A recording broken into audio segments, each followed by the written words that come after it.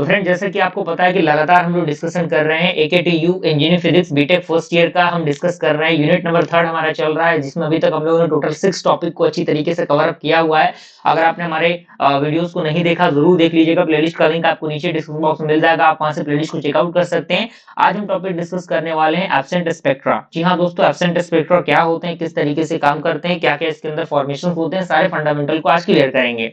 तो यहाँ पे कह रहा है कि एब्सेंट स्पेक्ट्रा, जिसे हम लोग मिसिंग ऑर्डर्स भी कहते हैं, are those interference maxima which do not appear in the diffraction pattern because they coincide with diffraction minima।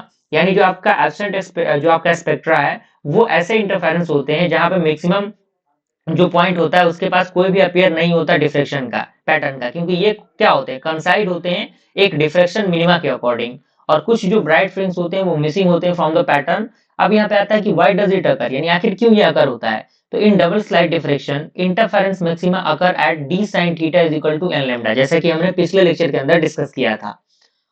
लेकिन डिफ्रेक्शन मिनिमा अकर होगा कब, जब A sine theta is equal to M lambda होगा, जहां पे डी आपका क्या है, डिस्टेंस है between the slide, and A आपका क्या है, विड्थ है हर एक स्लाइड का। यहाँ पे कह रहा है कि बोथ कंडीशन आर सेटिस्फाई, यानी जब दोनों कंडीशन, यानी आपका इंटरफेरेंस का और डिफ्रेक्शन का दोनों कंडीशन जब सेटिस्फाई होगा साइमल्टेनियसली, तो जो आपका इंटरफेरेंस होगा मैक्सिमा का वो डिसअपियर होगा। क्लियर। अब यहाँ पे तीसरा है condition for the missing orders. तो मिसिंग ऑर्डर्स के लिए डिवाइड करना होगा दो इक्वेशन को, d upon a is equal to n upon m. अगर आपका डी अपॉन ए क्या हो, कोई इंटीजर हो, तो आपका जो सर्टेन इंटरफेरेंस क्या होगा, मैक्सिमम होगा, जो कि क्या होगा क्या होगा, मिसिंग होगा। ठीक है। जैसे एग्जांपल देखिए, डी अपॉन ए 2 के इक्वल है, तो हर एक सेकंड में then every second interference maximum will be missing. ठीक है। अगर आपका d upon a is equal to 3 है, तो हर एक थर्ड इंटरफेरेंस में, यहाँ पे देखिए, यहाँ पे सेकंड इंटरफेरेंस की बात हो रही है, यहाँ पे थर्ड है तो थर्ड इंटरफेरेंस लिख रहा है कि नहीं। अगर यहाँ पे 4 होता तो 4 इंटरफेरेंस यहाँ पे लिखता, क्या होगा, मिसिंग होगा।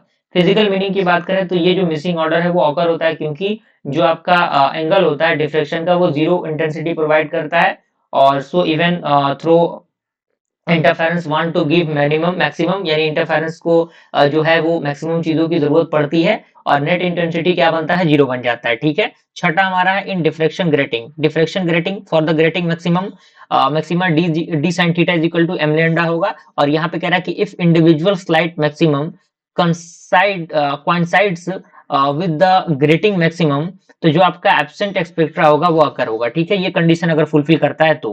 अब यहाँ पे कुछ इंपॉर्टेंट पॉइंट है एग्जामिनेशन के लिए। एब्सेंट स्पेक्ट्रा अकर होगा double slight and diffraction grating के कारण। It is due to the overlapping of diffraction minima and interference maxima. Okay. उसके बाद ये डिपेंड करेगा किसके रेशियो पे, डी अपॉन ए के रेशियो पे। ठीक है। यहाँ पे आपका जो क्वेश्चन बन सकता है 3 से 5 नंबर तक का क्वेश्चन बन सकता है, जिसके अकॉर्डिंग आपको इन चीजों को लिखना पड़ेगा। ठीक है ना। तो मिलते हैं फ्रेंड्स अगली वीडियो में, तब तक के लिए थैंक यू।